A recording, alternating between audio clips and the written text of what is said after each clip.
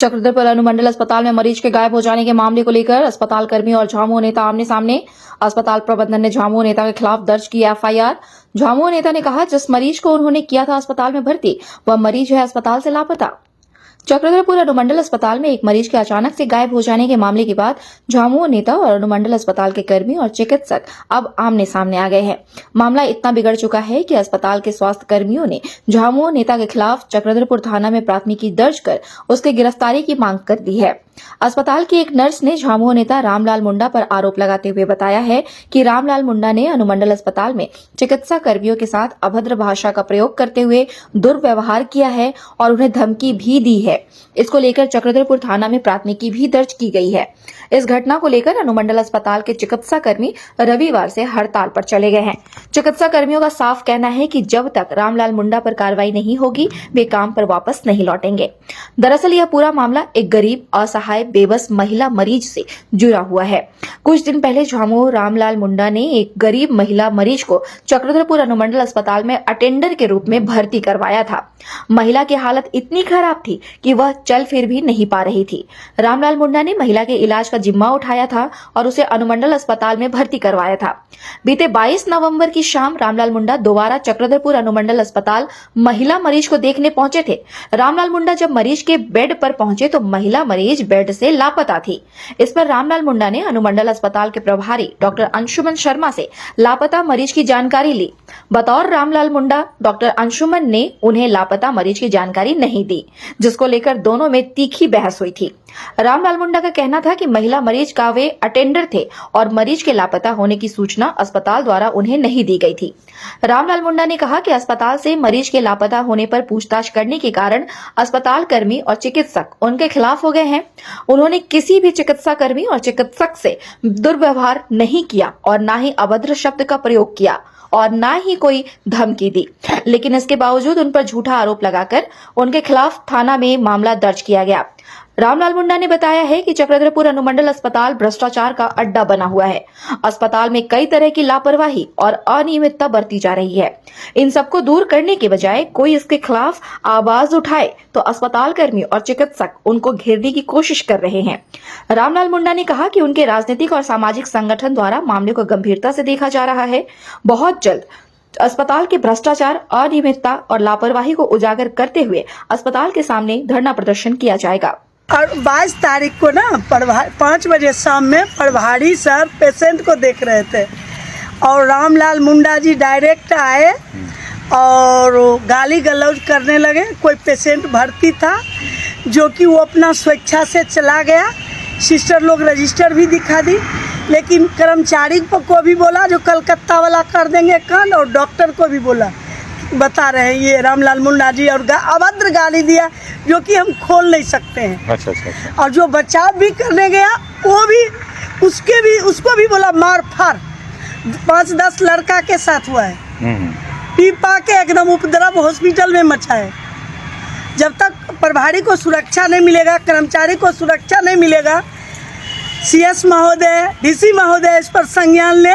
और बार चक्रधरपुर में उन्हीं के साथ नहीं हुआ, सीबी चौधरी के साथ हुआ, नंदू सर के साथ हुआ, स्टाफ सर के भी साथ हुआ है हम लोग का महिला जी समिति। और कल परसों भी 22 तारीख को आके इतना बड़ा उपद्रव हंगामा। 22 तारीख को कितना बजे हुआ? 5 बजे 5 बजे शाम में ऐसे करके गाली गलौज हुआ। इसीलिए ओपीडी काम स्थगित किया गया है। सब जगह बोल के हम लोग थाना भी गए, एफआईआर भी हुआ है, सब कुछ हुआ। अनुमंडल अस्पताल चक्रधरपुर में एक मामला आया है। वो मामला ऐसा है ना, एक गरीब, लाचार, बेबस एक महिला को हमने 21 तारीख को चक्रधरपुर के रेलवे कॉलोनी में कहीं पड़ा हुआ था महिला। हम लोगों को सूचना मिलने के बाद उनको मैं अपने गाड़ी में लाकर अनुमंडल अस्पताल चक्रधरपुर में इलाज के लिए भर्ती कराया। उस महिला का शरीर का कोई अंग काम नहीं कर रहा था और हम लोग उसमें अनुमंडल अस्पताल चक्रधरपुर में इलाज के लिए भर्ती कराया। भर्ती करने के बाद हम शाम को भी एक राउंड जाते थे देखने। और जैसे 22 तारीख को एक घटना हुआ, सड़क दुर्घटना, एक युवक बुरी तरह घायल था। हम लोगों को सूचना मिला तो हमने भी अनुमंडल अस्पताल जाकर घायल युवक को देखने गए थे। और देखने के बाद हमारा जो अटेंडर था, एक महिला, उनका बेड गए तो उसमें बेड में मरीज नहीं मिला। मरीज नहीं मिलने के बाद मैंने चिकित्सा प्रभारी अंशुमन शर्मा जी को दरवाजे के सामने ही बुलाया। बुलाने के बाद हमने कहा कि हम अटेंडर है मरीज का, हमको बिना पूछे आप मरीज को छोड़ दिए। वो भी वैसे केस था जो महिला 2-3 साल पहले एक बिहार का लड़का उनके साथ शादी किया था। शादी होने के बाद एक 1.5 साल का बच्चा है और उस महिला छत्तीसगढ़ में काम करती थी। छत्तीसगढ़ में बीमार पड़ा। बीमार पड़ने के बाद कोई उसका सहेली उनको मदद करके चकदरपुर लाया। चकदरपुर लाने के बाद हम लोग को सूचना मिला। सूचना मिलने के बाद हम लोग हमारे चकदरपुर के अनुमंडल पदाधिकारी को भी हम लोग सूचना दिए कि ऐसे ऐसे मामला है। तो उन्होंने बोला पहले आप लोग अनुमंडल अस्पताल में इलाज करा लीजिए, उसके बाद हम सारा मामला देख लेंगे। इस मामला अनुमंडल पदाधिकारी चकदरपुर को भी संज्ञान में है, थाना प्रभारी चकदरपुर संज्ञान में है। लेकिन हमारा वही एक गलती है कि हमने एक लाचार विवास गरीब महिला को हमने मदद किया और जो नियम है, नियम के आधार पर हमने कहा, उसी में अनुमंडल चिकित्सा पदाधिकारी मेरे ऊपर भड़क के बोला कि मैं क्या चौकीदार करूँगा, कौन भाग रहा है, क्या कर रहा है। हमने कहा कि हम अटेंडर है, मेरा मरीज कैसे भागा, उसका तो शरीर का कोई हिस्सा काम नहीं कर रहा है। तो उन्होंने डायरेक्ट हमको कहा कि हम थोड़ी चौकीदारी करेंगे। भाई आप चौकीदारी नहीं कीजिएगा, एक आप हॉस्पिटल का जिम्मेवार व्यक्ति हैं, आपके माध्यम से पूरा अनुमंडल हॉस्पिटल चकदरपुर चलता है, आपके यहाँ सारा व्यवस्था है, आपका CCTV फुटेज है, उस पर भी तो आप देख सकते हैं कौन आदमी मरीज को लेके गया। हमको लगता है वो मरीज, उसका पति उसको 6 महीने से छोड़ा है और उसका घर में उसका परिवार वाला लोग भी बहू मानने के लिए इनकार कर रहा है।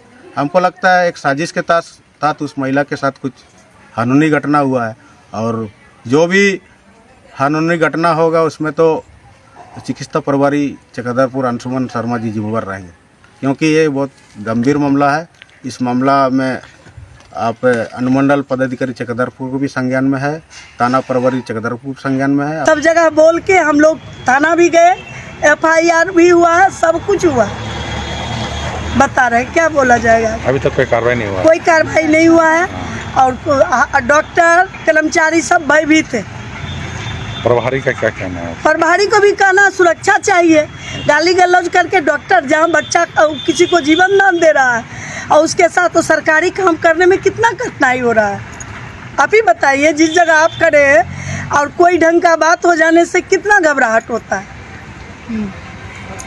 ये तो सरकारी काम है, निष्पादन होना चाहिए। हम लोग तो यहाँ सरकारी काम निष्पादन, हर पब्लिक पर मेरा उतना ही अधिकार है।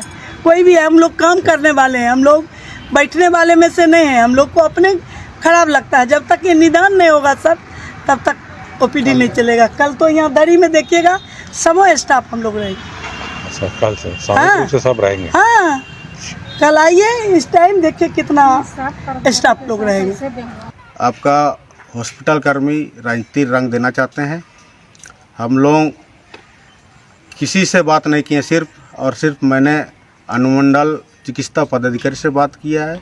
इसके लिए अस्पताल में सारा प्रूफ है, CCTV फुटेज है।